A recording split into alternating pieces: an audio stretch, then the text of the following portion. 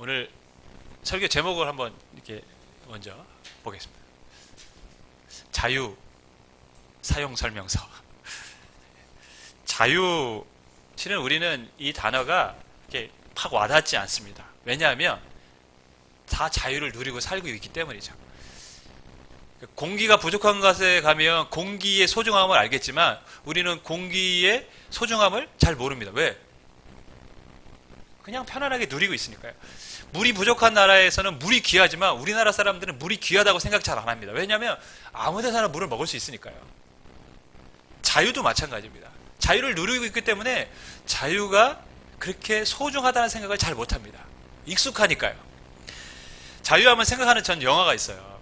아주 오래전 1990년 중반에 나온 브레이브 하트라는 영화입니다. 잉글랜드와 스코틀랜드의 전쟁에 관한 이야기고 윌리엄 윌리스라는 장군에 관한 이야기입니다.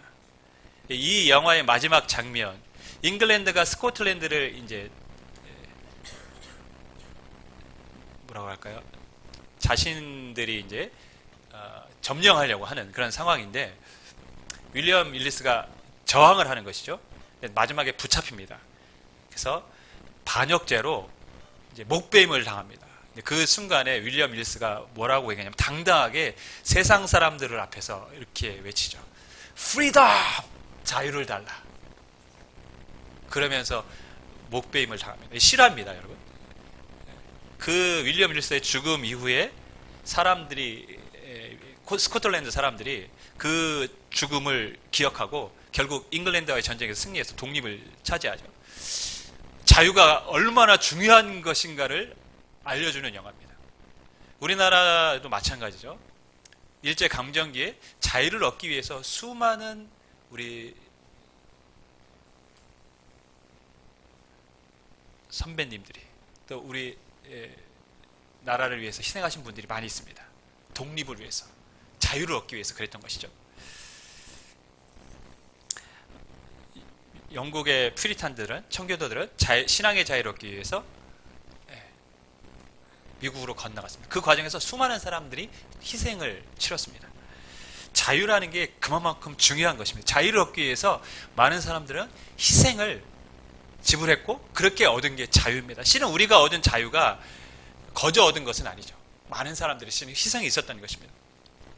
성경에서는 진리가 너희를 자유케 한다라고 얘기합니다. 여기서 말하는 자유는 뭡니까? 죄로부터의 자유입니다. 더 이상 그리스도인은 죄에 얽매이지 않습니다. 죄 때문에 우리가 흔히 말해서 지옥에 가지 않습니다. 죄로부터 자유합니다. 하지만 거저 얻은 것은 아닙니다. 희생이 있었습니다. 예수님이 십자가에서 죽으셨습니다. 그 희생으로 말미암아 우리가 죄로부터 자유를 얻었던 것이죠. 지금 우리가 이렇게 자유롭게 살아가고 자유롭게 예배할 수 있다는 거 너무 귀하고 감사한 일인 줄 믿습니다.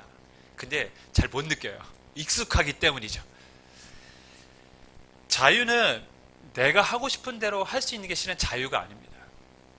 내가 하고 싶은 거를 다 하고 살아가면 좋겠지만 실은 그렇게 살아가면 또 다른 문제가 발생하죠. 다른 사람에게 피해를 줄 수가 있습니다. 그래서 자유를 자유답게 잘 사용하기 위해서는 사용 설명서가 필요합니다. 그럼 어떻게 자유를 사용하는 게 잘 사용하는 것일까요?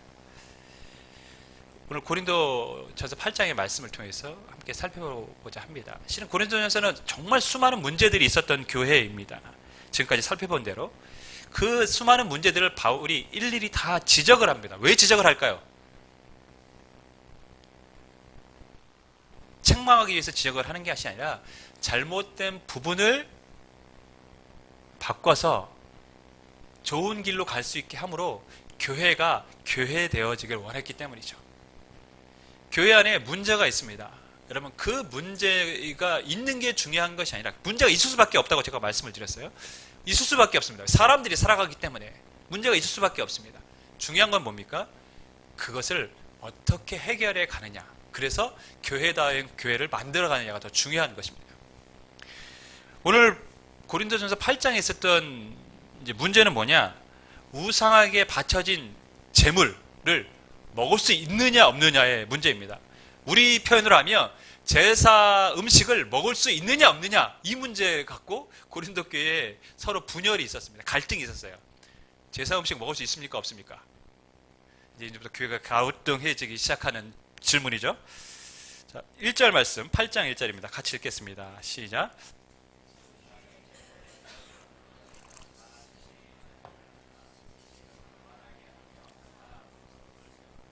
우상의 제물에 대하여, 지금 고린도 교회는 우상의 제물, 여기서 말하는 우상의 제물은 고린도 사회에는 신전이 있다고 했어요. 아프로디테 신전이 있었고 그 신전에 제사를 드릴 때 바쳐진 그 우상의 제물을 먹을 수 있느냐 없느냐에 관한 부분이죠. 근데 어떤 교인들은 먹을 수 있다, 어떤 교인들은 먹을 수 없다, 어떤 교단은 제사 음식을 먹어도 된다, 어떤 교단은 제사 음식 먹으면 안 된다, 이런 지금 문제가 교회 안에 있었던 것입니다.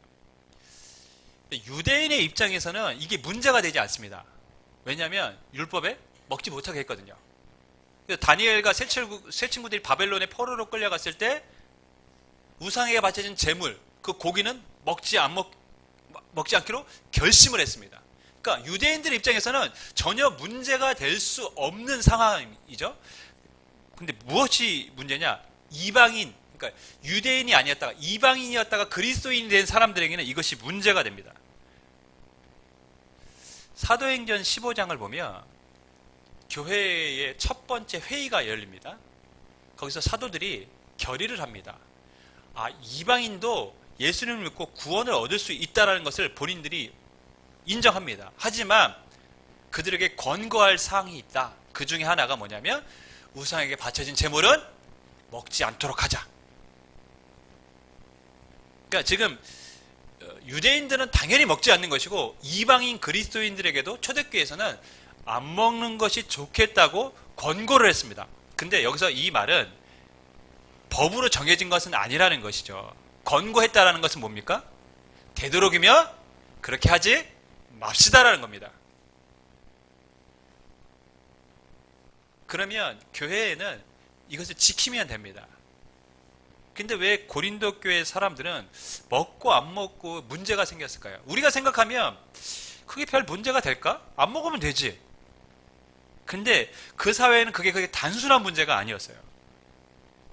우상의 제물은 두 종류가 있습니다. 시장에서 파는 고기들입니다.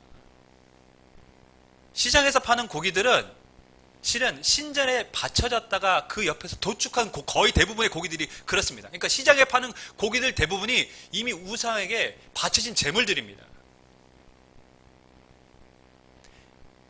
무슬림들도 그렇습니다.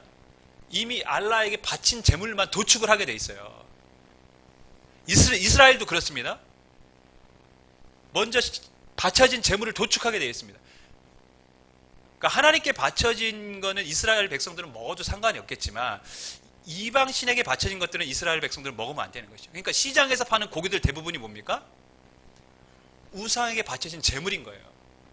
그래서 유대인들은 뭐라고 탄원을 했냐면 우리가 고기를 먹을 수 있게 우상에게 바쳐지지 않은 제물도 시장에 팔 수 있도록 해달라고 요청을 하게 됐습니다. 역사 문헌에 그런 게 나옵니다.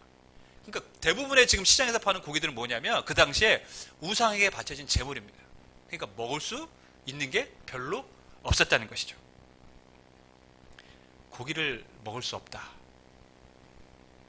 요즘 아이들은 고기 반찬이 없으면 밥을 잘 안 먹습니다. 주일학교 아이들 밥 먹을 때만 봐도 그렇습니다. 반찬 가져갈 때 보면 고기 반찬 나오면 딱 그것만 가져갑니다. 우리 아이들도 고기 반찬이 없으면 오늘 왜 이래요? 반응이 이거예요. 뭐 먹을 거 없어요? 다른 반찬 많은데 뭐 먹을 거 없어요. 먹을 게 없으니까 많잖아요. 근데 먹을 거 없어요 물어봐요. 근데 저희 때만 해도 그렇지 않았습니다. 계란 후라이만 나와도 감지덕지 했습니다. 근데 지금은 고기 반찬 없으면 먹을 게 없다고 생각합니다. 사람들이 시장에서 파는 고기 대부분이 우상에 바쳐진 제물이기 때문에 먹을 수 없게 되었다는 것이죠. 물론 이방신을 섬기는 사람들은 아무런 상관이 없지만 그리스도인들은 그게 문제가 됐다는 것입니다. 또 우상에 바쳐진 제물의 두 번째가 뭐냐? 신전 축제에서 함께 먹었던 고기들입니다.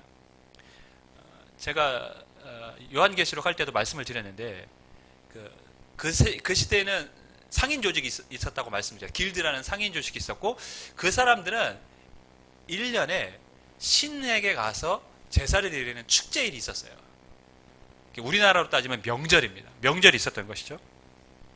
이 신전 축제에 가서 신에게 자신들을 지금까지 지켜준 것에 대해서 감사하고 온 식구들이 함께 가서 거기서 교제를 갖습니다. 식탁에 교제를 갖는 거예요. 그래서 고기를 먹습니다.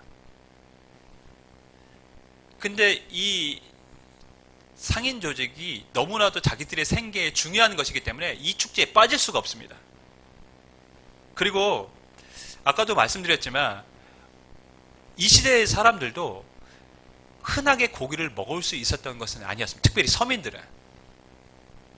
그러니까 축제에 가서 고기를 먹어야 되는 것이죠. 우리가 이제 명절에만 고기가 나왔던 시대도 있었습니다. 그 명절을 기다렸어요. 그래서 고기를 먹기 위해서. 이 사람들도 그런 것입니다. 명절에 그 축제에 가서 고기를 먹기를 원했던 것이죠. 그런데 고기를 먹을 수 있는 이 기회가 있는데 이거를 포기하기가 쉽지 않았던 것입니다.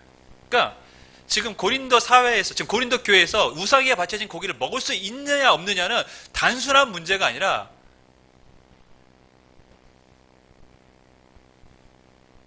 일상생활에서 고기를 접하기 힘든 그런 결단을 내려야 되는 상황이었던 것입니다. 여러분은 어떻게 하시겠습니까? 여러분 채식주의자로 살라. 나는 도저히 그럴 수 없습니다.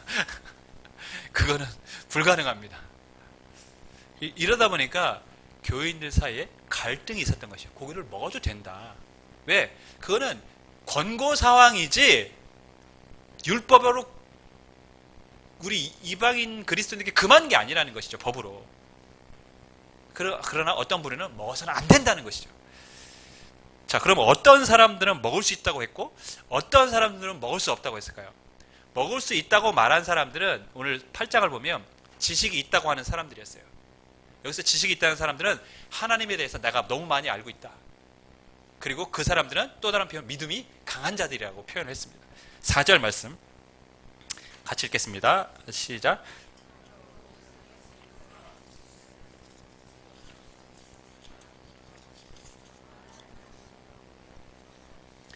지식이 있다는 사람들, 하나님에 대한 지식이 있다고 말하는 사람들, 믿음이 강한 자들, 이 사람들이 주장하는 바는 뭐냐면, 야, 우상 아무것도 아니잖아. 하나님은 한 분뿐이잖아. 그렇죠? 그러니까 우상에 바쳐진 재물 그거 아무 소용있고 아무 의미도 없는 거야. 우상에 바쳐진 재물이 우리에게 영향을 주는 게 아니라는 것이죠. 그냥 사람들이 알지 못하고 그냥 우상에게 드렸을 뿐이니까 그것은 단지 고기일 뿐이지 우리에게 어떠한 영적인 영향력도 미칠 수 없는 거예요. 그러니까 먹어도 전혀 상관이 없어. 일리가 있죠? 네, 우상에 바쳐진 재물 아무것도 아닙니다. 먹어도 상관없다는 것이죠. 하나님은 한 분뿐이고 우상은 가짜인데 그 가짜에게 바쳐진 재물이 우리에게 무슨 영향을 미치겠냐는 것입니다. 그러니까 먹어도 된다는 것이죠. 근데 반면에 먹을 수 없다고 하는 사람들이 있었어요. 이 사람들은 뭐냐? 이러한 지식을 갖지 못한 사람들, 과거에 우상 숭배를 하다가 예수님을 믿었던 사람들, 회심한 사람들이죠. 이 사람들은 여전히 무엇이 두렵습니까? 우상이 두려운 거예요. 그러니까 이들은 그 우상에 바쳐진 재물을 먹으면 뭔가 자신에게 어떠한 영향을 받을 수 있을 거라는 두려움이 있는 것이죠. 그러니까 우상에 바쳐진 재물을 먹어서는 안 된다고 생각했던 것입니다. 7절 말씀 우리 같이 읽겠습니다. 시작.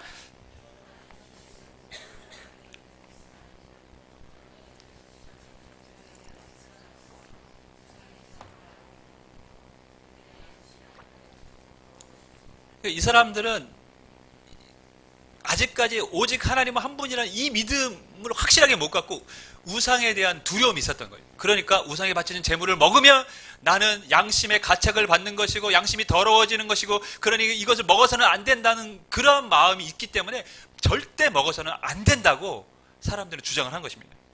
여러분, 믿음이 있다고 말하는 사람들, 지식이 있다고 말하는 사람들, 즉 우상의 재물을 먹을 수 있다고 하는 사람들의 눈에 지금 먹을 수 없다고 하는 사람들은 어떻게 보일까요? 굉장히 연약하고 믿음도 없고 하나님을 아는 지식이 없다고 보인 것입니다. 너희들은 참 믿음이 없구나. 하나님을 아는 지식이 없구나. 그 아무것도 아닌데 왜 두려워해?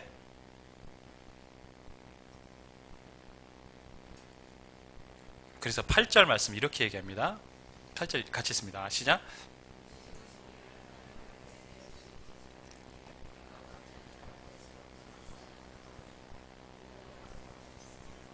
사도 바울은 이렇게 갈등하는 부분에 대해서 이렇게 이야기를 하는 것이죠.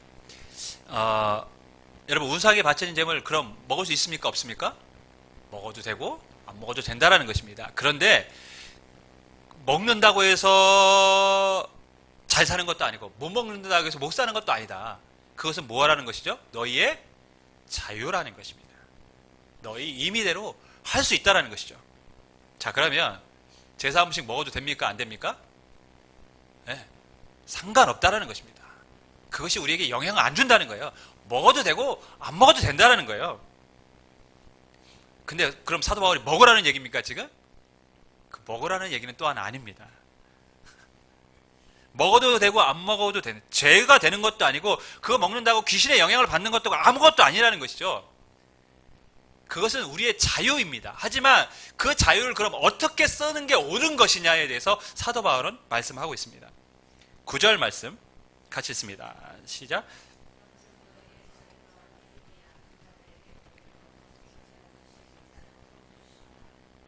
먹을 수 있는지 없는지는 너희의 자유지만 내가 먹었기 때문에 이 믿음이 연약한 사람들이 실족할 수 있다며, 시험에 빠질 수 있다며, 믿음이 흔들릴 수 있다며, 그런 것은 안 하는 게 낫다라는 것이죠.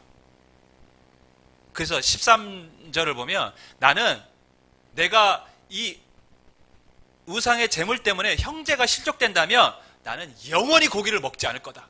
이렇게 말했어요. 내가 먹을 수도 있고 안 먹을 수도 있지만 내가 그 행동을 하는 것 때문에 누군가가 시험에 빠지고 실족할 수 있다면 나는 영원히 그 행동을 하지 않겠다는 것이죠. 무엇 때문에요? 나 때문이 아니라 그 사람을 위해서 그렇게 하겠다는 겁니다. 무슨 말입니까? 자유로울 수 있지만 그 자유를 어떻게 사용하라는 것이죠? 우리는 자유하면 나를 위해서 사용하는 걸 자유라고 생각을 합니다. 내가 하고 싶은 대로 하는 거. 성경은 그게 아니라 그 자유를 다른 사람을 위해서 세우는데 쓰라고 말씀하고 있습니다. 그것이 진정한 자유라는 것이죠. 여러분 오래전에 있었던 책인데 배려라는 책이 있어요. 뭐 기독교 서적은 아니지만 굉장히 히트를 쳤던 책입니다. 그 책을 보면 엘리트였고 주인공이 사회적으로 굉장히 급속도로 성공을 합니다. 모든 게 잘 풀렸어요. 근데 어느 날부터 일이 꼬이기 시작합니다. 회사에서 정리 대상이 됩니다. 그리고 자녀가 갑자기 아프기 시작합니다. 그러면서 자기 인생에 이제 고민이 쌓이는 거예요. 왜 내 인생이 이렇게 됐을까? 그러면서 그 부분이 해답을 찾아가는 그 책인데요. 결론이 뭐냐면 배려입니다. 지금까지는 자신만을 위해서 살아온 거예요. 근데 그것이 중요한 것이 아니라는 것을 깨닫습니다. 아내를 위해서, 자식들을 위해서, 다른 사람들을 위해서 배려하는 삶을 살아갈 때 삶이 바뀌고 더 좋아진다는 것을 그제서야 깨닫습니다. 제가 다음 주에 배려라는 책을 저희 갖다 놓겠습니다. 한번 꼭 읽어보시면 굉장히 좋을 것 같아요. 기독교 서적은 아니지만 굉장히 우리에게 도전을 주는 책입니다. 배려. 다른 사람을 위해서 살아가는 것이 나를 위한 것이라는 것을 그제서야 그 주인공이 깨닫습니다. 성경은 자유를 나를 위해서 쓰는 것이 아니라 다른 사람을 위해서 써야 된다라고 말씀하고 있습니다. 즉 배려하라는 것이죠. 여러분 우리가 신앙생활을 오래 하다 보면 고린도 교회에 있었던 지식 있는 자, 믿음이 있는 자처럼 행동할 수 있어요. 처음에 교회에 온 사람들은 교회 문화에 익숙하지 않습니다. 그러다 보면 예배에 방해가 되는 요소들을, 그런 행동들을 할 때도 있어요. 그럼 어떻게 봅니까? 사람들이 딱 째려봐요. 저 참 매너도 없어. 예의도 없어. 이렇게 생각을 한다는 거죠. 제가 말씀드렸죠? 새로운 분이 오면 어디에 앉을지 모르잖아요. 그럼 아무 데나 앉습니다. 근데 교회 생활을 오래 하신 권사님이 옵니다. 툭툭 칩니다. 여기 내 자리라고 다른 데 가서 앉으라고 합니다. 교회에 번호표 있는 것도 아닌데, 좌석 번호 있는 것도 아닌데, 여기 내 자리예요. 다른 데 가서 앉으세요. 그럼 처음 온 사람이 얼마나 솔직히 좀 우리말로 뻘쭘하겠습니까? 근데 그죠? 제가 누누이 말씀드리면 다 자기 자리에 앉으셨잖아요. 그죠? 번호 없어도 자기 자리에 다 앉으세요. 그게 참 희한한 거예요. 사람이 익숙한 게 편한 거니까. 그런데 내가 조금 불편하더라도 그 사람을 위해서 양보할 수 있는 게 배려 아닙니까? 성경은 우리가 자유로울 수 있다는 거예요. 교회 안에서. 그런데 그 자유를 나를 위해서 쓰는 게 옳은 게 아니라 다른 사람을 위해서 쓰는 게 옳다라고 말을 합니다. 제가 우리 청년들과 이야기를 하는데 한 자매에게 물었어요. 이전에 교회를 안 나왔을 때나 지금 교회를 나가게 됐을 때 교회에 대한 차이점이 뭐냐, 교회에 대한 시각이 뭐가 달라졌느냐 물어봤어요. 근데 처음에 자기도 기독교에 대한 안 좋은 이야기를 인터넷을 통해서 많이 들었기 때문에 굉장히 부정적이었다는 것이죠. 그 부정적인 마음에 또 불을 지핀 건 뭐냐, 집 앞에 교회가 있었는데 그 교회의 목사님의 차를 성도들이 돌아가면서 세차를 하더라는 거예요. 아, 그거 보니까 교회가 더 꼴보기 싫다라는 거예요. 아, 뭐 교회가 왜 저러냐. 그래서 제가 우리 교회는 그럴 일 없을 거라고.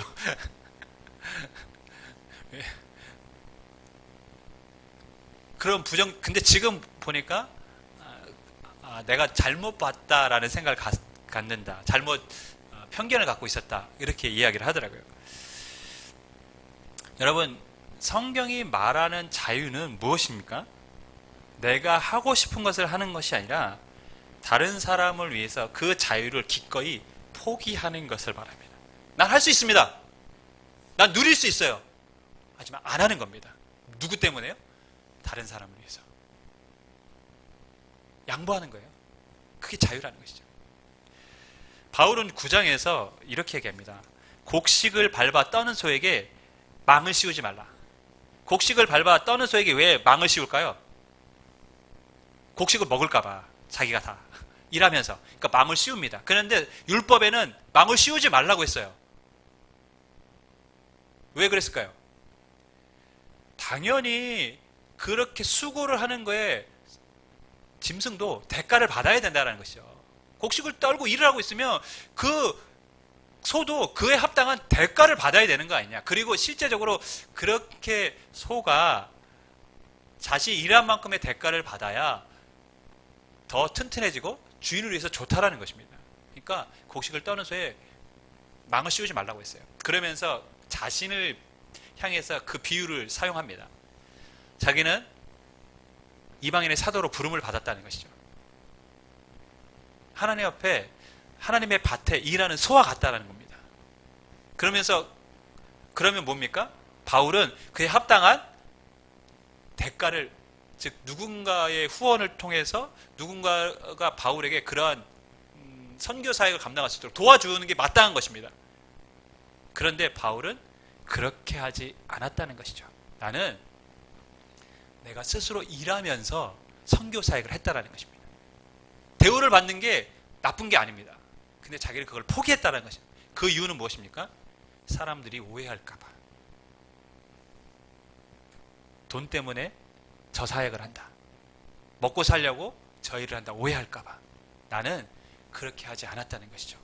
복음이 복음답게 전해질 수 있도록, 예수 그리스도의 복음이 사람들에게 잘 들려질 수 있도록 내게 그렇게 할 수 있는 권리가 있지만 나는 그 권리를 포기했다는 거죠.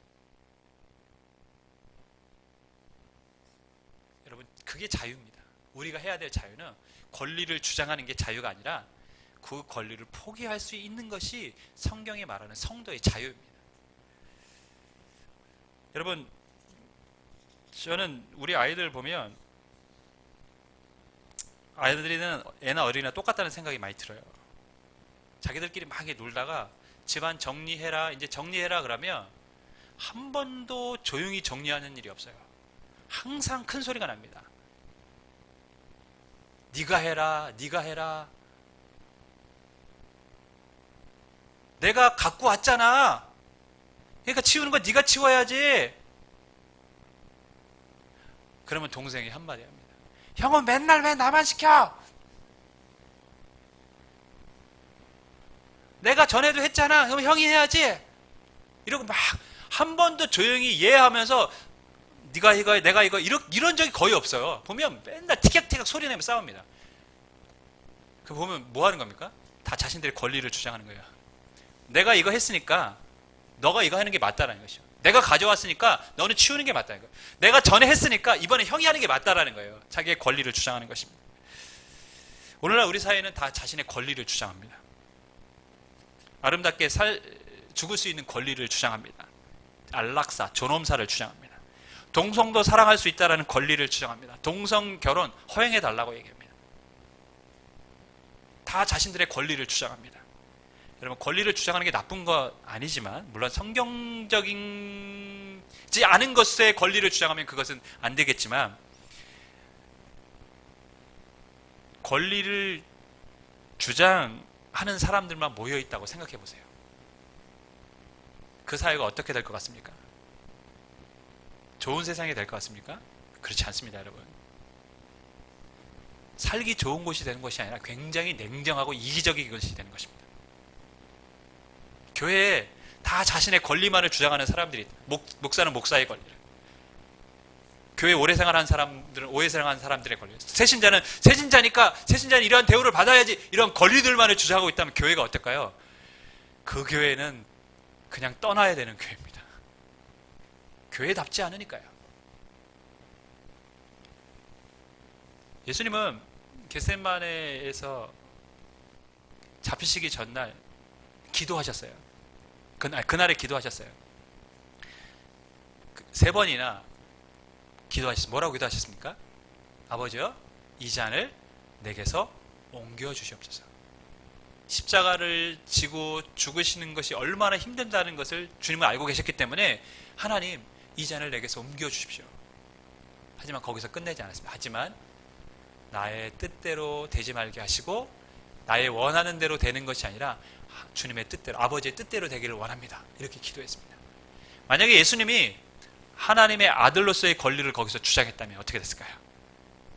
내가 하나님의 아들인데